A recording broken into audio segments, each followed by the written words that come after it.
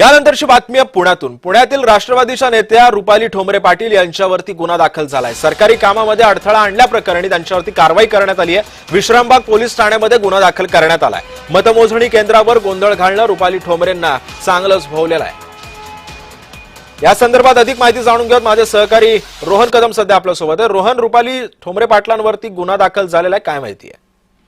सध्याच काल सायंकाळच्या सुमारास पुणे पोलिसांनी विश्रामबाग पोलीस स्टेशनमध्ये हा संपूर्ण गुन्हा जो आहे तो दाखल केलेला आहे। कारण का मतमोजणी ज्या दिवशी 16 तारखेला होती त्या 16 तारखेला रुपाली ठोंबरे यांनी मतमोजणी केंद्रावरती आक्रमक पवित्रा घेतला होता। त्यांचा आरोप होता की ज्या मशीन्स त्यांना बूथवरती दाखवल्या गेल्या, ज्या मशीन सील्स करण्यात आल्या, त्या मशीन्स आणि मोजणीच्या वेळेच्या मशीन ज्या आहेत त्या वेगवेगळ्या आहेत। त्यांच्यावरचे क्रमांक आम्हाला लिहून दिलेले होते, ते क्रमांक त्याच्यावरचे वेगळे आहेत, अशा प्रकारचा आक्षेप त्यांनी घेतलेला होता।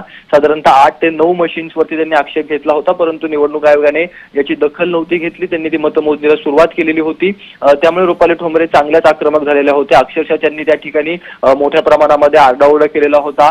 जाळीवरून चढून आतमध्ये जाण्याचा प्रयत्न जो आहे तो रुपाली ठोंबरे यांनी केलेला होता। त्यामुळे या सगळ्यामुळे निवडणूक प्रक्रियेमध्ये किंवा निवडणूक काळामध्ये आरोनच्या माध्यमातून जी आहे ती कुठेतरी नाराजी व्यक्त करण्यात आलेली होती आणि त्यांनी स्वतः विश्रामबाग पोलिसांना अशा प्रकारचं पत्र दिलेलं होतं की कायद्याच्या दृष्टीने किंवा सुरळीत हे सगळं पार पडत असताना सरकारी कामात हस्तक्षेप जो आहे तो रुपाली ठोंबरे यांनी केलेला आहे।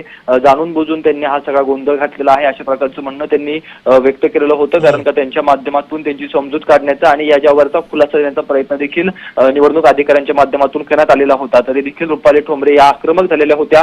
त्यांनी यांचं ऐकून न घेता जाळीवर चढण्याचा प्रयत्न केलेला होता आणि मोठ्या प्रमाणामध्ये गोंधळ जो आहे तो त्या ठिकाणी माजला पाहायला मिळाला होता। अगदी 2-2.5 तास नक्कीच रोहन, त्यामुळे या सगळ्या पार्श्वभूमीवरती नेमकी पुढची कारवाई काय होते हे सुद्धा पाहणं महत्त्वाचं ठरणार आहे। धन्यवाद तू दिलेल्या या सविस्तर माहितीबद्दल।